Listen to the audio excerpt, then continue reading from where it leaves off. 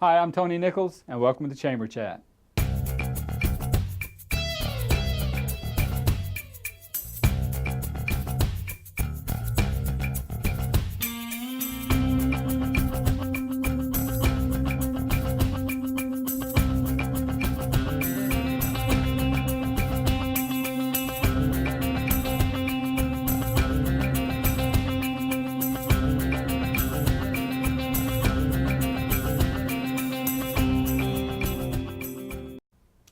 Hi, welcome to this edition of Chamber Chat, a program put together by the Salisbury Area Chamber of Commerce to keep you informed on what's going on in your community and in your chamber. Joining us on this edition of Chamber Chat is Alaina Van Gelder, Development Director for Lead for Life. Yes. Welcome to the program. Thank you. So let's start with the obvious question. What is Lead for Life? Lead for Life was founded actually 10 years ago. Wow. By our current executive director, Jennifer Gauthier.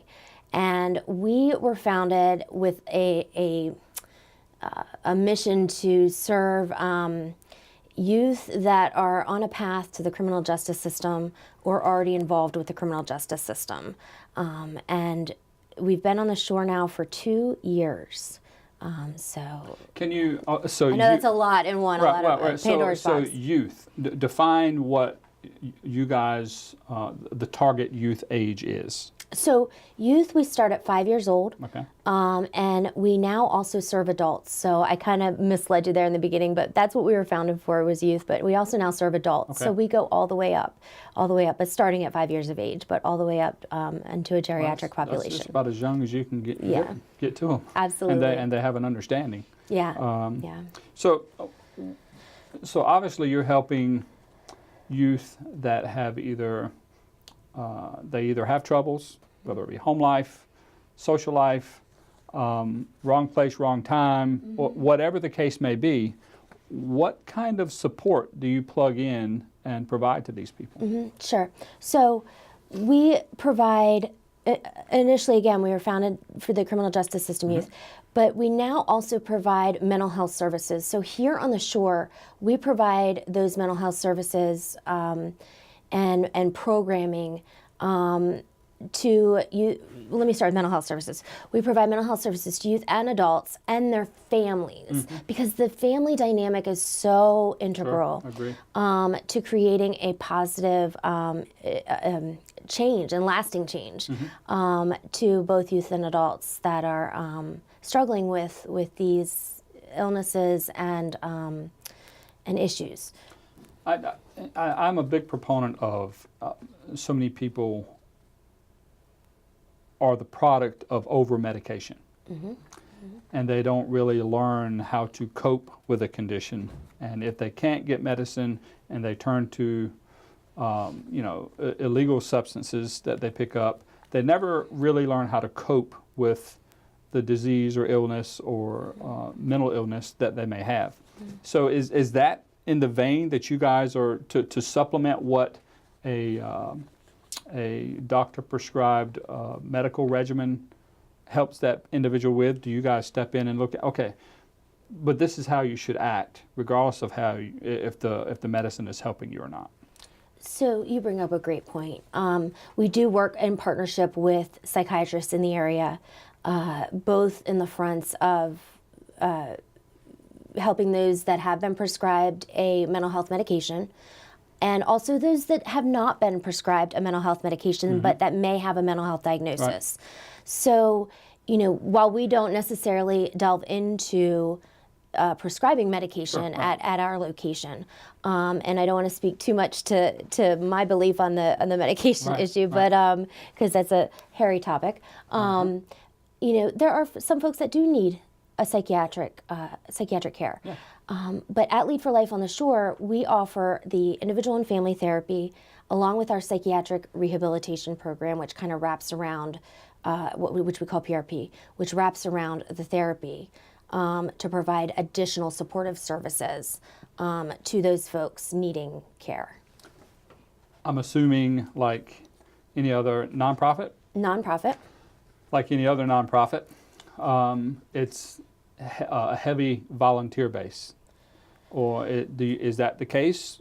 How big is the staff? Are you growing? How do you get involved? Yeah. All of the above in that volunteer realm. Well, while we do have some volunteers, we also have some contractual staff as well, which I know that's like a whole. Which, I mean, you have to. You have to, have the sure, organization, sure, right? yeah, absolutely, or some paid staff as well. So it is a mixture of both. We have licensed therapists on staff, as well as our peer-to-peer mentor services in our PRP program. We want folks in our PRP program that have real lived experience, because these folks need to be relatable to our clientele. They need to be folks that have been there and that have seen what our clients are bringing to the table. Right. Because not everybody, has had an easy life, and Right. not everybody can relate to some of the lives that our clients have walked, and the paths that our clients have walked. So we have some volunteers as well, and we have great interns as well too. So it really takes a team effort. As to our growth here on the shore, man, we're growing so rapidly. It's awesome. I just love to see, I'm speechless, because I just love to see the ways that we're able to support our Eastern Shore community. The need is just overwhelming for our services that we are offering. I would think it's bittersweet in the growth, in that Yes. it's sweet in the sense that, okay, there's a big need and you can feel that need. You can begin to fill that void. But the fact that the need is so big would be the bitter part. It is. Yeah. That is a great way to put it. It is absolutely bittersweet. I wish there were more of us to be able to get out there and get to everyone. As we offer the home-based services, we do go into the home for both therapy and for our PRP program. Well, passion is a multiplier. And we are that. You get a few people that are passionate, and you can do the work of a lot of people. So what differentiates you from similar organizations like you? Yeah, there are a lot. You will hear the term PRP. You will hear the term mental health therapy, family therapy, counseling, all that. What differentiates us from a lot of organizations in the area, or in the state of Maryland as a whole, is we go into the home. We truly meet the client where they are in their lives and in their situations. So whether the client needs to meet in the community, whether the client needs help setting up their medical assistance, whether the client needs to meet in their home, wherever they are, we truly meet them where they are. And that makes us different. That makes us stand out. And that's for PRP. That's for helping them find housing, helping them find a job, helping them with financial management, helping our homeless population, etc. Is my R&D correct in that you can even accept insurance if someone has it, that while you're a nonprofit, you can still accept insurance with payments from someone's health insurance program? We can accept medical assistance right now. Medical assistance, okay. We do have a few providers that accept Medicare, and then we accept TRICARE, and then we're very generous with our sliding fee scale. Each of our therapists work individually with clients on that. Very good. So I mean, that's big for people to know that it's just not if you have money, you can come and get help. There are some assistance available. Yeah, absolutely. So what are your goals? Well, I mean, if this thing's blowing up in a good way and you're growing, you gotta get in front of it and put some goals out there so you can know when you get there. Yeah. So we are strategically expanding on the shore. Currently, we are big in Wicomico County, or getting bigger, I should say, in Wicomico County. And while we're growing rapidly, we don't want to grow haphazardly, like you're saying. So our goal is to continue to grow our individual anger management program, which I haven't even mentioned yet. I haven't got that far yet. We are working on our boys and girls groups, We received a grant from the Donnie Williams Foundation. Oh, okay. We're gracious for that. Thank you. And are continuing to grow our Boys and Girls group under our First Chance for You program. We also are looking to grow our PRP program and our therapy programs as well and strengthen our core there. Hoping also to continue to look into partnering with Wicomico County Public Schools and hopefully Somerset County Public Schools.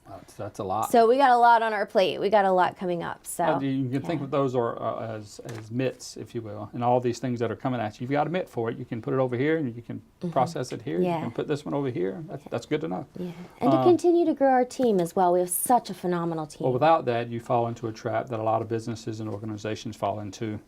It breaks before you fix it. Yep. In business, I do a lot of business consulting, and I preach break it first, then break it to fix it, and then you continually grow rather than let it break and try to fix it. Yeah. So how can the community help? How can the community get involved? We would love to, if you see someone in need, we would love to talk with your church, with your group, your community groups. We would love to hear about people, persons, places, things in need, or that need us to come out and talk to your groups. We would love your referrals for services. We would love to hear from you if you'd like to volunteer with us or become a peer mentor. We'd also love to know if you are a licensed clinician, social worker, or counselor, and would love to do some part-time work with us because we are growing our team and would love to hear from you. Very good. I think this will be the first time that I've used this phrase on Chamber Chat. But there you go, Chamber Chat Nation. There's your charge. Yeah. So any events coming up? We actually, again, are celebrating our 10-year anniversary as an organization as a whole. And so stay tuned. There will be social media posts about us as an organization and what we're doing here on the shores. So if you haven't liked us on Facebook, like us on Facebook to find out more, or go to our website. So Facebook will be hopping. So definitely like us on Facebook. Alaina Van Gelder, Development Director for Lead for Life. Thanks for joining us on Chamber Chat. Thank you very much. We'd like to give you an opportunity now to take a look at the upcoming events with the Salisbury Area Chamber of Commerce.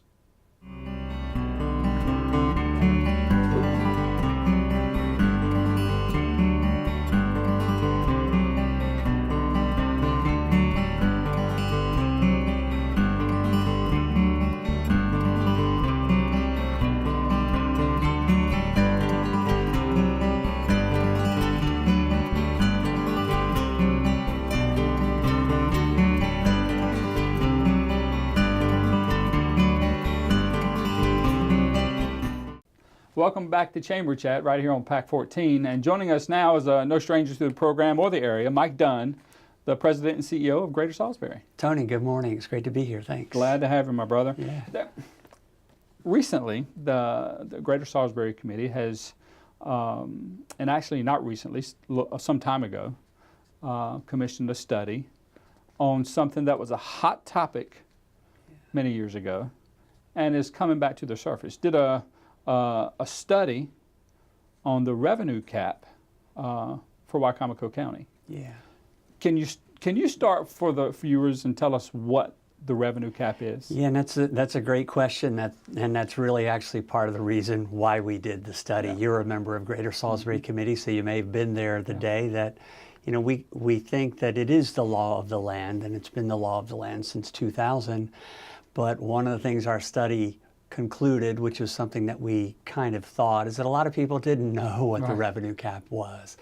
So the brief history, back in 1999, the then Wicomico County Council did something that was unheard of. They put a 46-cent tax increase in 1 year. That's a 23% tax increase. They followed it about a month later with a property tax, or a real estate transfer tax. So suddenly there were these two gargantuan taxes, and good for the people of Wicomico County, a citizen-led group was formed called Voice.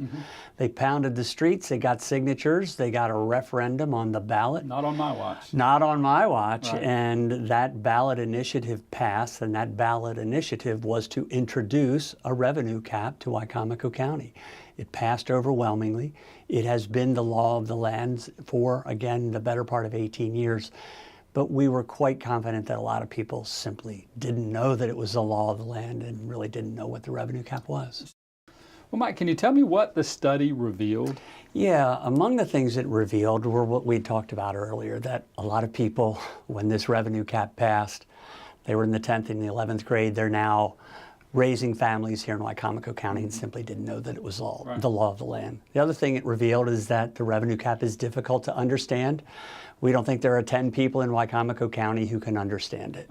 So among the things that we've recommended that they look into, so the revenue cap has always been based on the consumer price index, you know, inflation. Well, there's something out there called the cost of government index. So if the cost of eggs and milk go up, that doesn't necessarily impact the key functions of funding counties, roads and schools and public health and public safety. So there is a cost of government index, and we think that perhaps changing it from the CPIU into this cost of government index is a good idea. We think that there's no way, if bad things happen, natural disasters, unfunded mandates, there's no ability right now for the revenue cap, if you will, to be suspended or to be put on hold for a year. So we think that that's something that should be looked into. And the other thing that we talk about is that, you know, perhaps getting rid of the revenue cap and replacing it with a tax rate cap is something that has merit. And so, you know, we think conversation is appropriate and important, and that's really what this is all about, is to get the community talking about the revenue cap and trying to understand it, trying to get educated about it. Mike, and we've made some recommendations. You brought up a valid point in that. I know I was involved in business matters on various levels in Wicomico County and in Salisbury, and heard the revenue cap jargon spoken in large and small meetings, and I never knew what it was. I didn't, and I'm of at least average informed, and in terms of the community, and I didn't know. So I think it's a valid point to bring it back. And we thought that the Greater Salisbury Committee, when I brought the concept forward about 1.5 years ago, again, you may have been in the room. I said to the Greater Salisbury Committee, now don't freak out, but I think we should look at the revenue cap. And what I meant by that is, you know, it's sort of, if you look at the federal level and you think about some of the things that are those untouchable things, it's things like Social Security and Medicare, and on the state level it's Medicaid. Well, the revenue cap was sort of that here in Wicomico County. I'm not saying that's a good thing or a bad thing, but, you know, I've been around like you've been around, and there really hasn't been much conversation about the revenue cap since it was imposed 18 years ago. And so because people think it's a rate cap and they don't really know what a revenue cap was, we just thought it was the responsible thing to do. Perfect segue for my next question. Can you explain just briefly the difference in a tax cap and what this revenue cap is? Yeah, well, a tax rate cap would say that you cannot increase the property tax rate on the citizens of Wicomico County by more than this rate per year. Whether that's 1% or 2% or 0.1%. A revenue cap is completely different. A revenue cap says that we are limited by how much revenue the county can spend each year. As a brief example, let's use an easy number. Let's say Wicomico County brings in $1 million this year. Next year they bring in $1,050,000. You would think you could use all of that additional revenue, the $1,050,000, to figure out how to pay for schools and roads and public safety. But in fact, the revenue cap limits. You cannot use all that $1,050,000. You can only use 2% of it. So that's the simple version of what a revenue cap is. Who's it hurting? Well, that's a great question. You know, we think that it's hurting the community. Wicomico County has a lot of things in place that no other counties and municipalities have.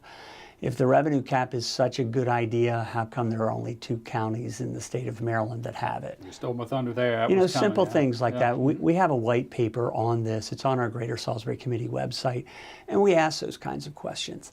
There is a theory that it's hurting education, that if you're leaving revenue on the table every year, which is what a revenue cap does, you're never able to get that revenue back. It's lost.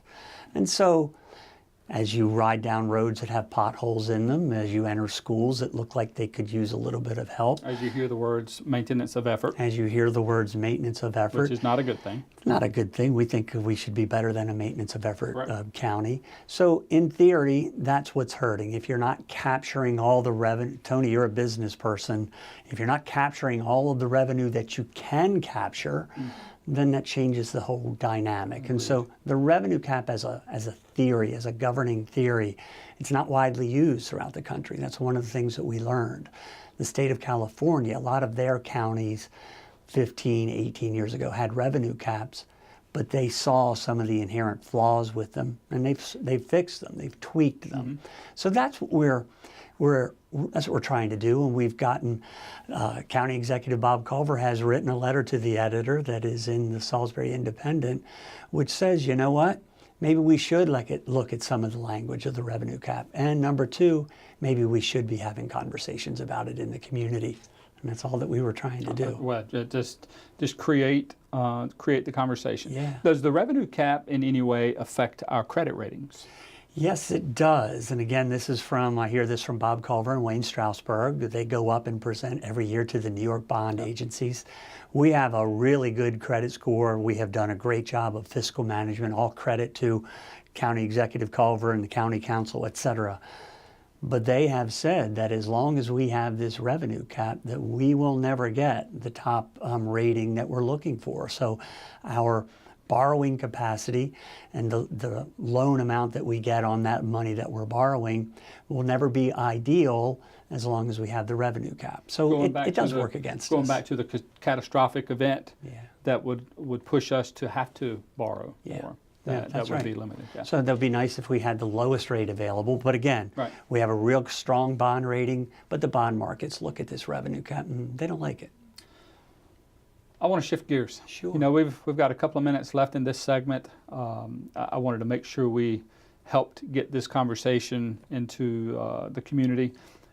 The Greater Salisbury community's got a lot of stuff going on. Well, we do. Would you care to jump in? I've got a few things here, but would you Sure. want to just jump in and, and throw some out there? We're deeply involved in trying to bring lower shore wind, the offshore wind off the coast of Ocean City. We're involved with the chamber. We're involved with private businesses. We think it's of paramount importance for jobs for Salisbury, Wycomico County, for the lower Eastern Shore for the next 25 years.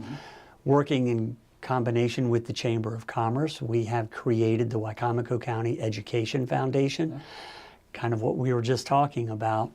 You know, the schools in Wycomico County, whether this is perception or reality, there's a sense that they're not performing the way they could be, and that people are moving elsewhere to send their kids to school. So the Wycomico County Education Foundation, we want to get behind our new superintendent, Dr. Donna Hanlon, and give her a tool. And we have Susan Purnell of Kuhn's Jewelers as our chair. David Ennis was our chair. And our coming out event, if you will, where we announce the board and what it is we're trying to do, will be on May the 23rd. But, you know, we think that's an important thing. It's an economic development. Our friend Chris Eccleston has said it best. They're the single biggest economic development tool in any county is education. And so we think it's time that the business community, the philanthropic community, the community in general gets behind education. So, you know, those are two big things that we're working on at Greater Salisbury Committee. Very good. Folk Festival? Oh, well, like so many other people, you know, there's only one button with the Folk Festival, and that's go. That's the go button. And so we are actively involved. I'm on the fundraising committee. I'm on the executive committee, the Greater Salisbury Committee, again, as well as the Chamber and many other businesses. We're trying to raise money. It's a $1.3 to $1.5 million expense item, but what we're getting out of it, is 80 to 90,000 people in the downtown area for 3 days in September for the next 3 years. We're getting $15 to $30 million worth of direct economic benefit into the community. So the Greater Salisbury Committee, the Chamber of Commerce, the United Way of the Community Foundation, the City of Salisbury, Wycomico County, the State of Maryland, we're going to do what we can to make this a success, and cool. This is a game changer for our community. Well, you've been helping make the community a success for a long time. We thank you for what you're doing with the Greater Salisbury Committee. I thank you not only as someone in the community, but for someone that sits on the Greater Salisbury Committee. Keep doing what you're doing. Thank it you. matters. Right back at you. Thank you, Tony, very much. Thank you.